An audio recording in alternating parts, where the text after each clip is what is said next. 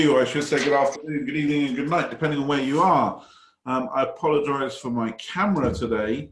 I screwed up. Let's just put it that way. It's simple, isn't it? So I'm here with Ed Ley, our health panelist. Hi, Ed. Hi, Peter. And this feels like it was a session almost designed to talk to me directly.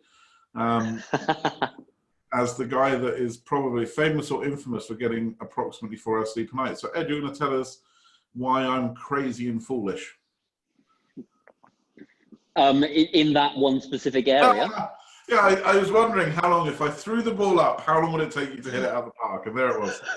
Yeah, in that particular area. So Ed, why do we need to sleep?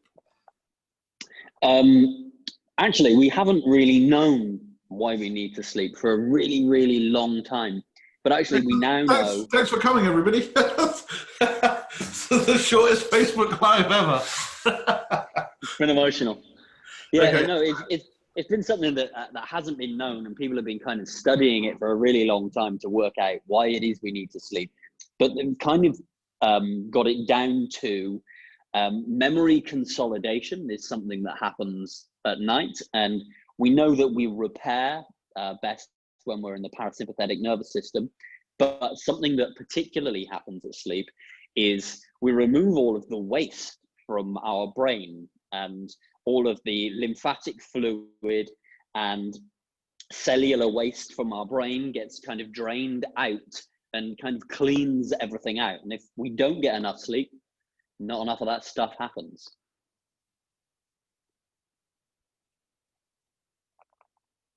I am not hearing you. It's about getting rid of toxins physically, getting rid of toxins mentally, and having the chance to heal. Essentially, yeah. They could have just asked me. I could have told them that. Okay, so let's just have a bit of a reviser session for people, because I think it's quite a new concept, or certainly is for me. Parasympathetic nervous and sympathetic nervous system. You talk about those a lot, which means that I ascribe an importance to them. So what do they mean at a kind of a high level? So the way that our brain works, or the way that we operate, is we take in information or data from the outside world, and then based on what we believe to be true about the world, we interpret that data inside, and then based on the interpretation of that data, it tells our nervous system how to survive the environment, and the nervous system then responds accordingly to either, I need to move towards this thing, I need to move away from this thing. So it tells the autonomic nervous system. So if it tells the autonomic nervous system that everything's cool and safe and relaxed, then we'll go parasympathetic, which means we can rest, digest, repair, consolidate memory, and do stuff that's important for the future. And if the sympathetic nervous system is dominant, then we need to be fighting, flighting, freezing, freaking out, or intensely focusing. And that's based on the external information, our interpretation thereof, and then we operate from that. So what that means in physical terms, if we imagine that there's a load of tools in here, the sympathetic nervous system, and if that's dominant, then we've plugged in the chainsaws and the digging tools, or the fighting tools, or the escaping tools. And literally we kind of unplug those and plug in those that are the organs that do repair and kind of all of the maintenance work that needs to go on in the body. And if we've got a good balance of those things, then we're pretty healthy. And if we don't have a great balance of these things, either there actually is genuine threat going on all the time, or we're perceiving threat all of the time, these things don't happen and we get sick. Got it. I mean, that literally is another, I love these calls because they're literally kind of just mic drop moments. of if you live there, you get sick. That's kind of the end of it, and it makes sense because you're not healing, you're not growing, you're not repairing, so you're consistently on a downward trend, which means the next time there's a cold or a flu or a coronavirus coming around, then your body isn't in the optimal state to deal with it. It's like changing the oil in your car. You're not going to do that in the middle of a race. Yeah, I mean, during pandemics, stressed people and people that are already immune system vulnerable, they're the ones that die. Okay. That's just that simple. We know that for a fact. Right? Yeah, this is 2 + 2 = 4. If your immune system is compromised, catching something that destroys the fiber of your lungs is not going to be a good idea. Right. But and this is the reason that I asked you to join Hack Mankind in the first place, with a virus that has a number, an R3, the reproductive number of the virus is currently about R3-ish. It was estimated to be as high as R8. And what that is for every person that gets it, 3 other people will get it. For every other person that gets it, 8 other people will get it. So you always want your reproductive number of a virus to be below 1. So 1 person gets it, only 0.9 other people get it, and eventually it will die out. So what you want is, you can't change that reproductive number.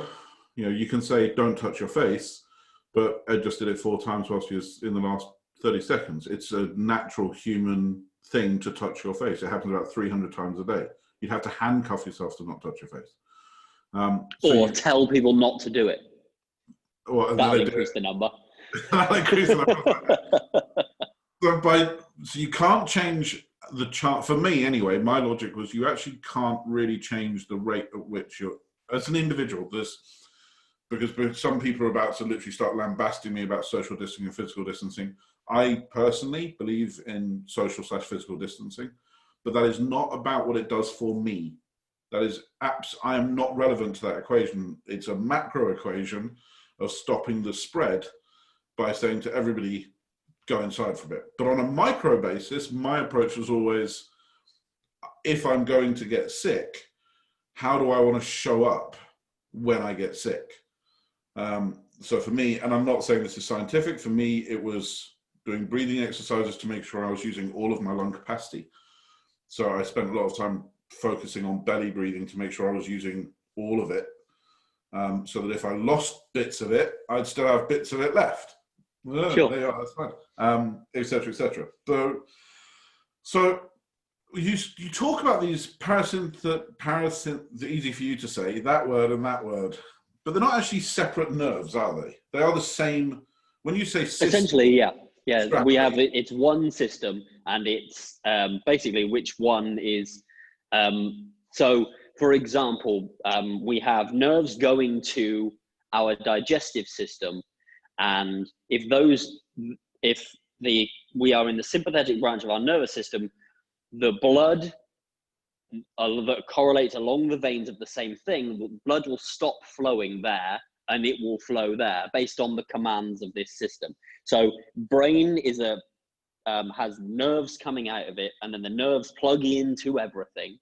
And it's not this nerve is this and this nerve is this so much as it is this nerve is being programmed to do this. So it's sending blood down here, or it's not sending blood down here. It's the same concept for people as PPE right now, personal protection equipment, right? As a country, whether it's the UK or Denmark or America, as a country, currently it's diverting its resources to hospitals, to fire departments, to police officers, and it's saying to the rest of us, good luck. We've got to make sure we look after hospitals, because it's kind of the same thing. Your body is saying, digestion, not important right now. Blood flow to your biceps, triceps, glutes, hamstrings, really important right now, because it's still... Absolutely, it's a brilliant analogy, yeah. Yeah, okay, I think I'm starting to understand this at a kind of a deeper level now. And to me, this whole thing, I think there's some people don't necessarily kind of do the 2 + 2 on. And to me, as I said, and I'll then pass it back to you, is what's the reason this is all happening is that your body, your brain is still essentially hundreds of thousands of years old in its model, the way it approaches the world. It doesn't understand planes, buildings, terrorism. It understands tigers, woolly mammoths, elephants, and lions. So Well, so what are they called? that's a great clue. I've been. Thank. This was good. Anyway, I'm off. Lobsters. Lobsters have have a nervous system, right? And they are 5.3 billion years old, right? And they have a brain and a nervous system that operates in the same fashion. Ours is just, slightly more evolved than that, but we've had this nervous system. We've operated the same way and evolved, obviously, but in the same way for 5.3 billion years. So, but our, what's it called? Our prefrontal cortex, that bit has evolved massively. Right, the bit that makes you a sentient human being that can appreciate poetry and, et cetera, et cetera, that's evolved as we understand it anthropologically in massive strides in the last 100,000 years. But the rest of you, the reptilian-y bits, are almost exactly the same as they were a million years ago. Absolutely, and dominant. They're in charge. They're running the show. You only get to talk to the human when the animals feel safe. Okay, that's an interesting point. So, well, and again, it makes sense. If I've got this stupid analogy in my head. I'm walking through the park. I'm with my wife. I'm with my kids. It's a beautiful day. The sun's out. I've got a bottle of water. Everything's great. I'm in my parasympathetic nervous system, and my dominated by it rather than in it. But yeah, dominated by it. And the one thing I like to say, and it's slightly for shock value for everybody, is, and at that point, my rate of cancerous growth is decreasing, not increasing, because a cell dividing and mutating is either then squashed by my immune system or not. So I'm then walking along, and then either a guy jumps out from behind a bush with a gun. That I'm never going to say that. That system, parasympathetic, that nerve is that's gone. It's not dominant. It's shut down. It's gone. It's highly suppressed by the sympathetic nervous system, which comes in and goes, we need game time. And all that healing I was doing is now stopped. Yes. So this is why we come back to the importance of sleep, then, bringing this back to the subject that we wanted to be on, or you want to be on, rightly, because you don't sleep if there's a guy with a gun or a tiger outside the cave. Quite. So sleep equals parasympathetic nervous system. Absolutely, yes. Which I guess brings to the first most important point of sleep is fear. If you are feeling under threat, then you are dominated by the sympathetic nervous system, which is, by the way, not that difficult to activate, right? If you sit on the floor in your bedroom and go, "Come on, kids, go to sleep," you will put them in their sympathetic nervous system. They won't be able to sleep. If you are lying in bed, saying to yourself, "Go to sleep, go to sleep, go to sleep," you're dominated by your sympathetic nervous system, right? Because you've basically you've given yourself a competition. And competition is how you create focus and fear. Okay. So how does somebody know if they're accidentally in it? So, there's going to be people that listen to this that are like, no, I'm like, and I think it's quite easy to see from the outside, no, I'm perfectly fine, everything's calm. And then they're losing their temper, they're snapping, they're watching the news on loop, and you're like, you're not fine. You're not fine at all. How can someone easily spot if they're in that mode?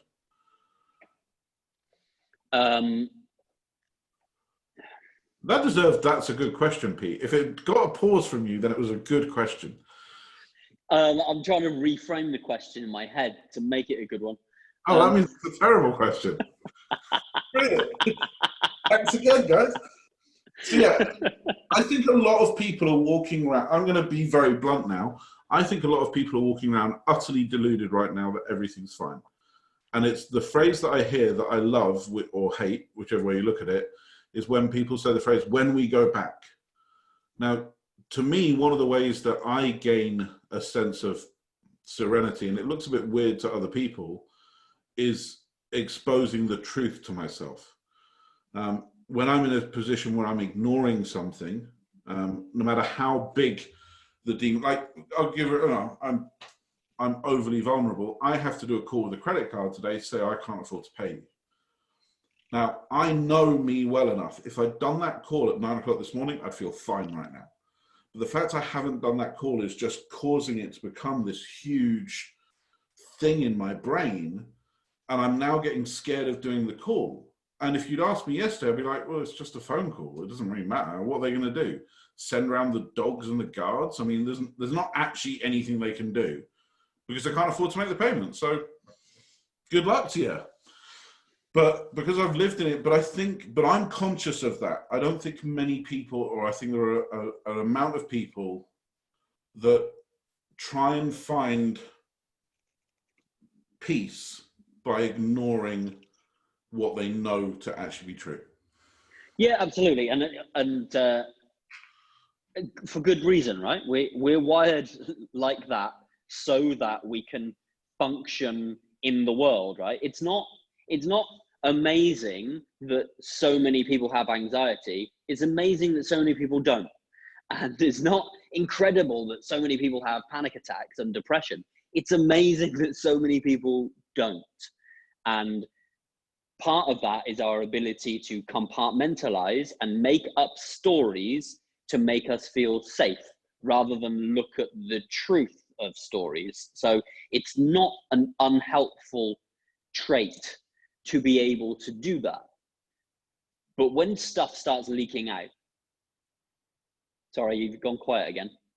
When you said to feel safe, I want to see if I can challenge that and see if you agree with me. I don't actually think it's just necessary to feel safe. I think it's to explain something that was unexplained. Because I likened to someone the other day the fact people are coming out with these wild, wonderful conspiracy theories of, this person is the evil overlord that did all this. And I'm like, you know what? We used to call that. And I'm like, we used to call it Odin, right? We didn't understand thunder. So we invented a god for thunder. And then it was okay, because then we can say Odin's angry. And everyone goes, okay, Odin's angry. And we invented all these gods to explain all these things we don't understand. How is this any different? And they said, sorry, I'm like, because they were talking about, I don't know if you saw, there were some shots fired between North Korea and South Korea. Now, shots fired equals 2 guards in towers at the border, both fired 1 shot, right? So shots fired between North Korea and South Korea, whilst it's technically true, is to me somewhat out of context of what happened. And the person I was talking to said, yeah, that it's being designed that way. I'm like, it's not being designed that way. There are hundreds of people that man those border posts that are just as scared of their freedoms, their life, their family, this virus as everybody else. They're sleeping badly. They're arguing with their partners. Their kids have been at home when they weren't expecting. So they're making bad decisions. They're like, but they didn't make them every day. I'm like, yeah, but that's the point. If you have 10,000 man hours of guard duty, you only need the bullet to be fired once in that 10,000 hours. The odds are changing in the whole system in such a way that it becomes inevitable, right? When people said to me, was COVID man-made? I'm like, no, the virus was not, in my opinion, the virus is not man-made. Was the spread of it inevitable by the way we are leading our lives? Yes, it was. The globalism and the supply chains, the way that we have a laissez-faire attitude towards our safeties, our principles, and we just carry on growing and growing and consuming, it was pretty inevitable that something was going to happen at this level. It doesn't mean it's inevitable every day. And that's to me is where I just want people to go, okay, acknowledge the truth, but not be fearful of the truth.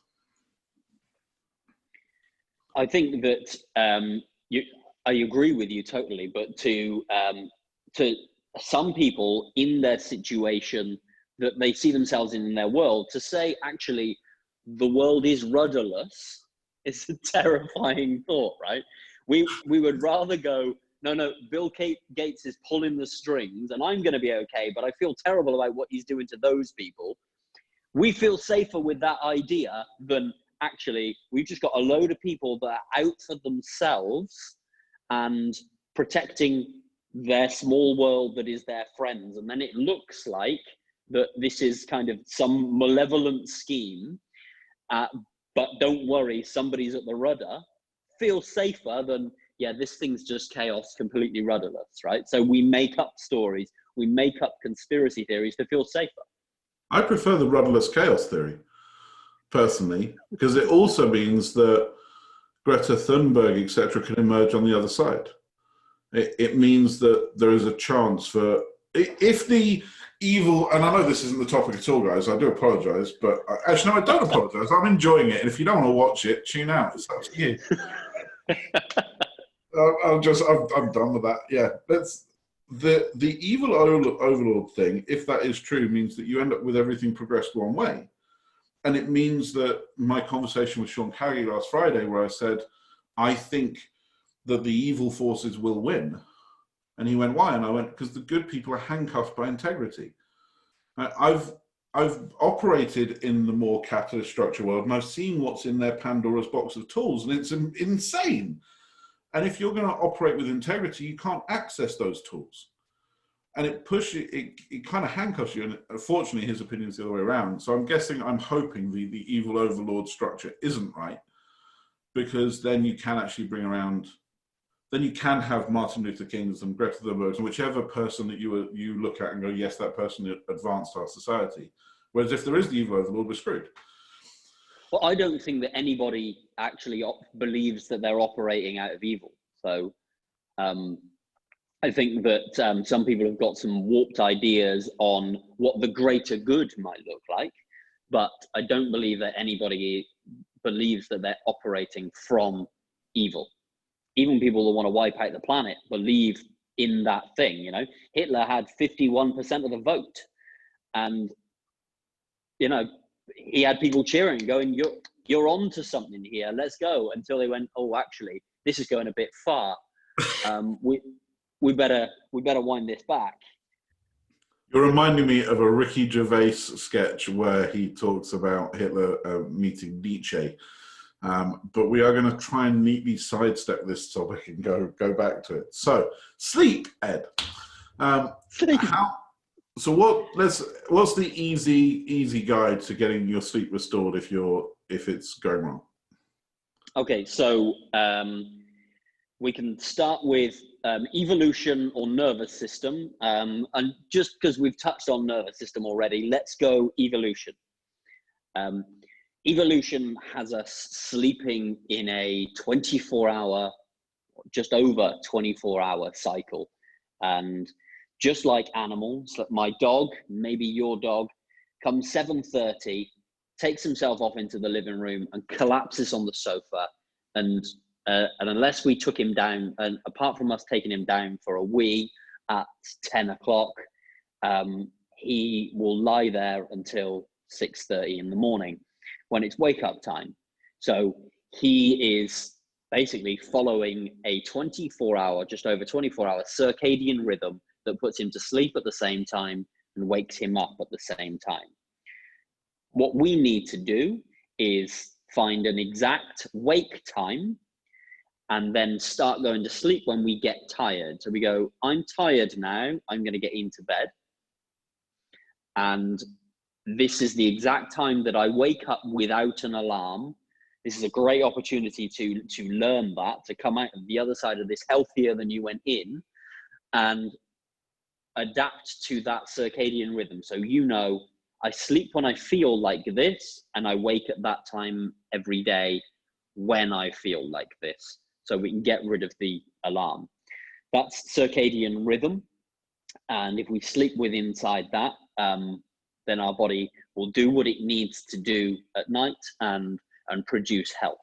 Every hour we step outside of that, we are kind of pre-diabetic for 24 hours afterwards, which is why when we fly to different time zones, it has such an incredible impact on us. You know, if we, at 8 hours difference, our body would record as pre-diabetic for 8 days afterwards. Not to mention all of our attempts to make adjustments, probably adding 4 or 5 days. I've spoken to so many people and had clients who kind of seem to fall into chaos when they go into when they change time zones, because they start panicking and thinking, I'm never going to be able to fix this again. And that's what tiredness does. So pre-diabetic seems like an important phrase for us to quantify. Okay, so if you were to take somebody's blood, you would say, oh, this person's about to be diabetic or is diabetic. And so the blood sugar levels all over the place and hormones all over the place, because, for want of a better way of putting that, your body's trying to calibrate and go, when do I sleep? When do I eat? When do I poo? When do I have my greatest level of strength, focus, energy? This all works on a 24-hour cycle, and it is very, very consistent till we kind of learned how to fly and created electricity, which created massive spikes in illness, because we could now sleep outside of our circadian rhythms. So when just by turning a light on. Yeah, ta-da! Yeah, when you went through this with me, and as graciously as you do with everything, gracious sarcasm, that's a good way to describe Edley. Gracious sarcasm, when you graciously yet sarcastically bashed me about my sleep, I went and read the Matthew Walker book, Why We Sleep. And it brought a lot of what you said home. But the only thing I found that you said that isn't actually correct is your rhythm isn't 24 hours, it's 24 and a half. I said just over 24. Oh, you did. God damn, I thought I knew something you didn't. Oh. But I would recommend that book to anyone. It's a very interesting read, and it does shape a lot of what you think. Okay, so we need to throw away the alarm clock and say, I want to wake up at 6 o'clock every morning, or / my kids want me to wake up at 6 o'clock every morning. Therefore, I need to go to bed. You said when I'm tired. Is that when I yawn? Is that, I mean, what is, because I want to take something away from this, and then you go, no, what I meant was. So we could make that complicated, right? We could say, if I go to bed at 11, I consistently wake up at 6, and that's good, right? And we could say, I'm going to take that away. But our days are wildly different. More stresses, more unpredictability, more movement, different foods, different, let's say, interactions with our partners and our children, bills unpaid, things like that will really change our energy flow. So we could go, actually, I'm tired today, so I'm going to go to bed. I know I'm tired now, so I'm going to go to bed half an hour earlier. Or I'm not tired today, I'm going to go to bed half an hour later. Because a really crap thing to happen is to get into bed and go, I'm not tired, and just lie there. But if your days are really consistent and you've set things up to move similar amounts every day and expose yourself to unpredictability a certain amount every day, and you've got all of that regulated, then you're going to have a relatively consistent sleep time. But mine probably varies between 10:15 and 10:45 based on, I'm not tired at 10:15 today. But there are other points that need to come into that as well. This happens regularly when we talk. I walk away from it both going, that's bogglingly simple and bogglingly complex, because you didn't give me an answer, right? But you did. No, I'm just saying, if you ask most people in the health industry, when we were talking about medication, you were talking about medication with Jess last week, or we talk about diet, they will give you an answer. They will say, the answer to that question would have been 8 hours before you want to wake up, or when this happens, or when that happens, or you should take this when that happens. And your answer is always, which is, and I'm not disagreeing with it at all, listen to your body and don't be a jackass, right? Which is, I don't want to like diminish everything you do into a sentence, but that it does seem to come back to. I enjoy it when you do. Yeah, you just asked me, when do you know you're tired? Well, come on, man. Do you really need to ask that? I mean, you're tired when you're tired. And I find it literally kind of, I walk away going, was that a good answer or a bad answer? And it's like, well, it seems like the truth, but it seems harder to do than somebody saying, go to bed 8 hours before, or 8 hours and 45 minutes before, or whatever it might be. Yeah, and this is the really crap thing about plugins. Body plugins that give us measurements that tell us when to do something are like having a person with us telling us what to do. Eventually, we're going to kick them out of the house or give them a punch in the face, but they're not teaching us about us. What our feelings are doing that. And as soon as you align with the way that you feel and you start going, this person made me feel like that, I'm going to tell the truth in a way that doesn't hurt them, but I'm going to tell the truth, your life will get easier.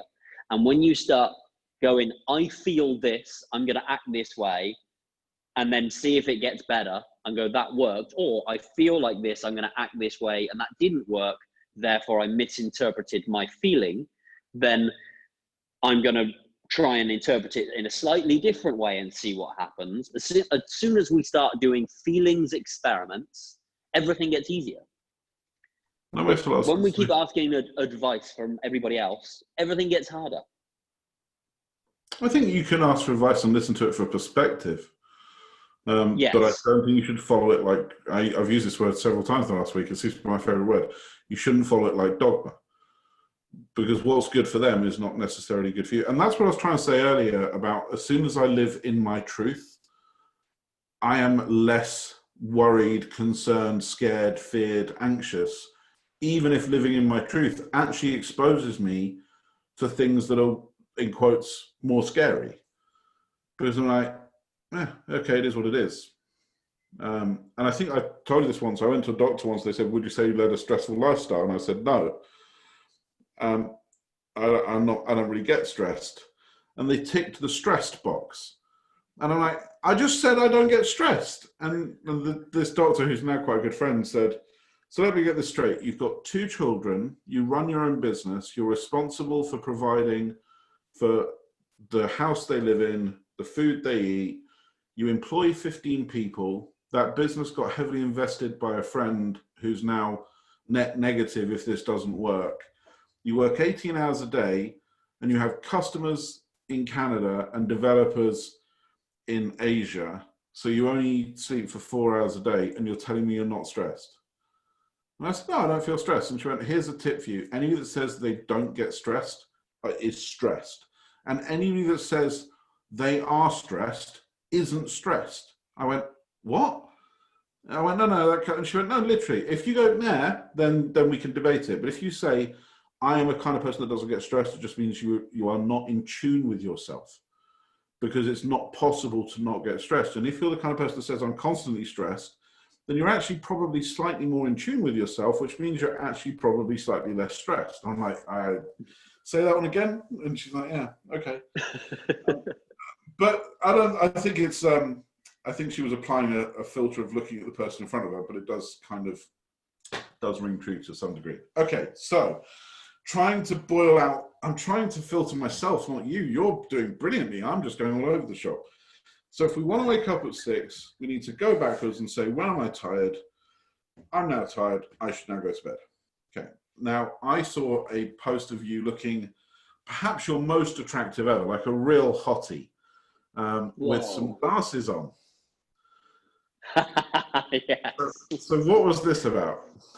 Well, that's really helpful, actually, because that plays into the tiredness conversation. Is if you, our eyes, we recently discovered that our eyes take in, have like 5 different light receptors that measure across the day what time it is, how much energy we need to have based on lighting. And this evolved when we didn't have electric lights, obviously, to be able to tell us when to have the most amount of energy and when to have our tiredness slump in the middle of the day post our lunchtime meal, let's say, if we had a lunchtime meal, and all sorts of things like that. And when we have overhead lighting or the television or tablets or phones on, that gets messed with. So we can misinterpret the fact that we're tired, right? We can, because the sun's still up, we don't get that tiredness in the same way,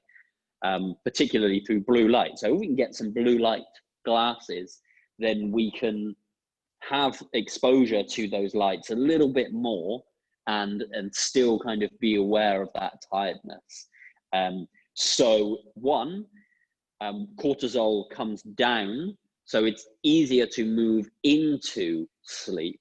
If you imagine the sleep starts 2 or 3 hours before sleep, just like digestion starts half an hour before a meal. If we can remove blue light, then that's really powerful. If you don't have those glasses, that's fine. Just don't watch TV, don't look at your phone, turn off overhead lighting. I mean, I've stopped watching television in the evenings now, and that's kind of been a bit of a game changer. But I use my glasses if I'm going to be looking at my phone or anything like that. And I think one of the when you say discovered, I often kind of pull back a little bit and go, is it proven or is it pseudo? But when you see so many people, pseudoscience, when you see so many people adopting it at the same time, it kind of says to me, okay, I know we wouldn't be getting such, like every Apple device now has the ability to switch to a darker mode. I've had an app on my Mac called Flux for about 10 years, which I don't know if you've ever seen. It actually adjusts the warmth of the light with the sunset of the place you're in the world. Yeah, I used to have it, but I don't know if it still exists, does it? Yeah, it's still there. It does. And it's for anyone that it's literally phenomenal. You see it, and if you come back to your machine after a couple of hours, it does it on fast forward. So it's a bit like, whoa, what just happened? Everything just went orange. But you just don't spot it as it goes down. So yeah, I think that's another thing people can do. We do actually have a couple of questions, so I'm going to make sure I get to those.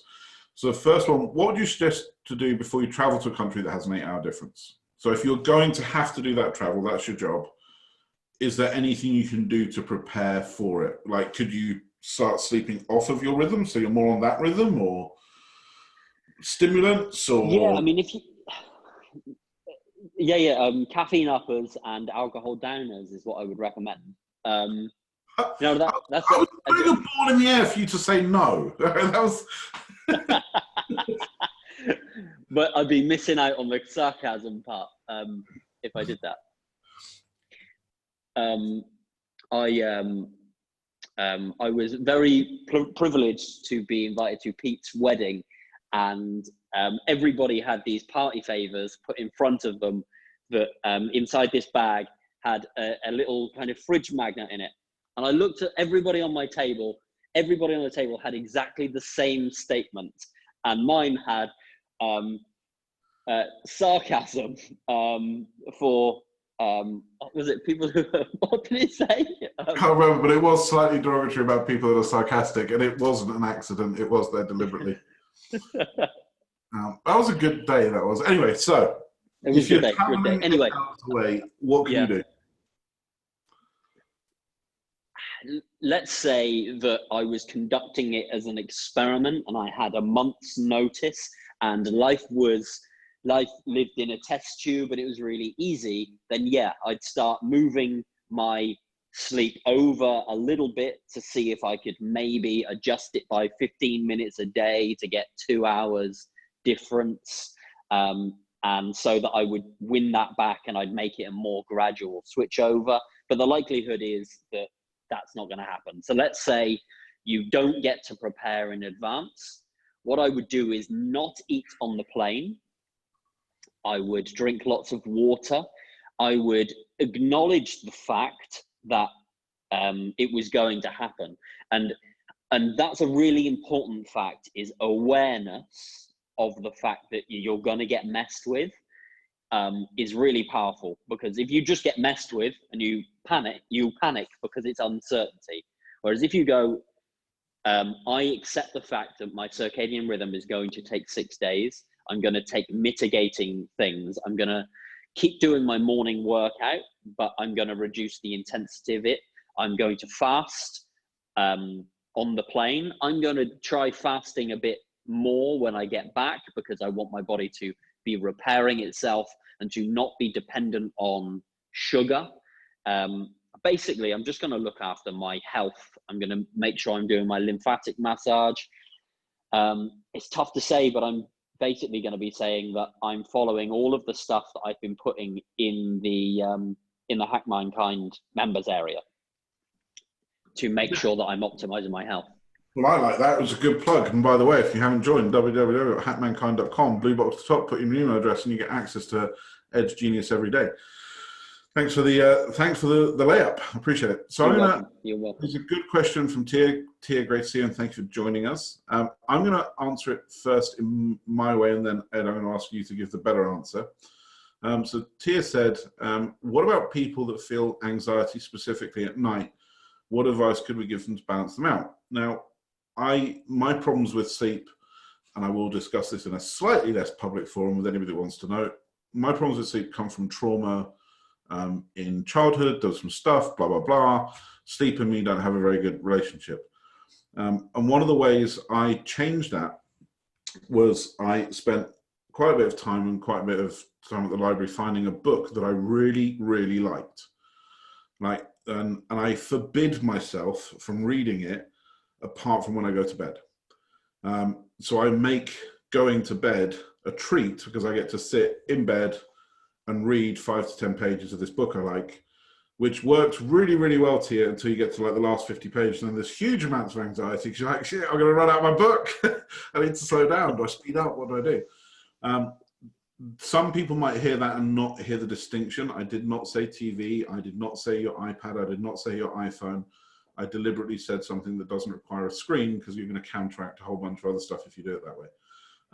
But finding a way to make going to bed rewarding, not anxious, would be my side of the advice, but I'm sure Ed has something better. Yeah, and you know, your case is quite specific as well, but it's an emotion, right? And an emotion is a product. It is cause and effect. So it has ingredients. All cause and effect things, and emotions are those.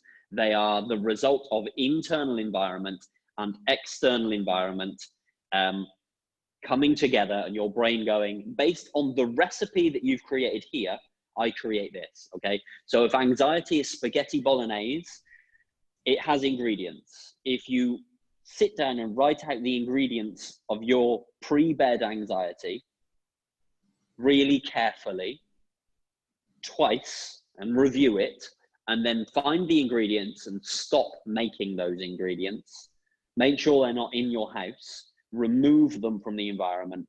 If you don't have the ingredients for spaghetti bolognese in your house, you cannot make it, no matter how much you will it. You can't even make it with half the ingredients.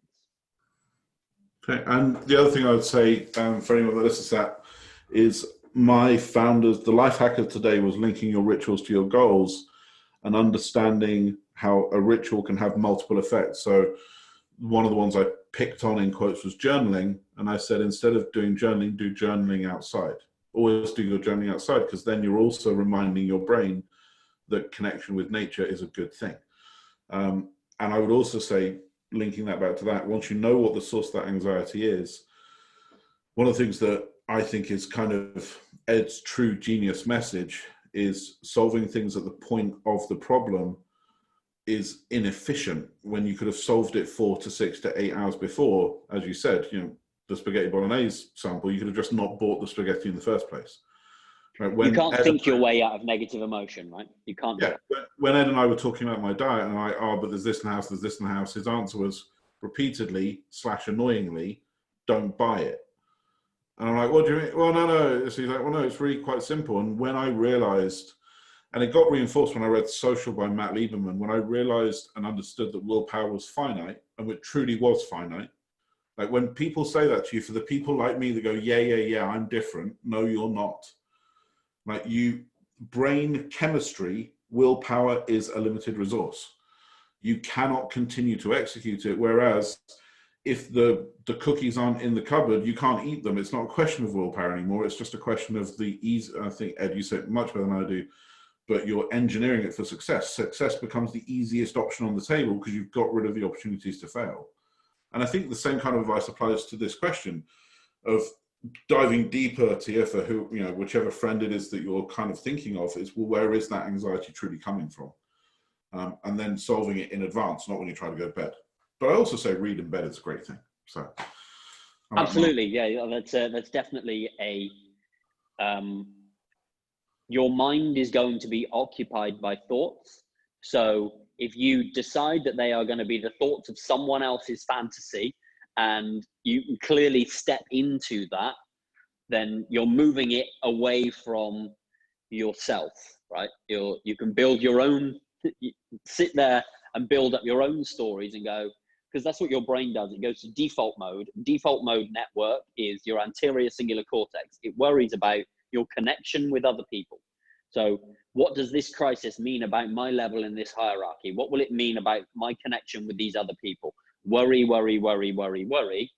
Whereas if you go, I'm going to find out what's going on in Harry Potter's world, you may worry about Harry, but you'll know that you're worrying about Harry. Good old Harry Potter.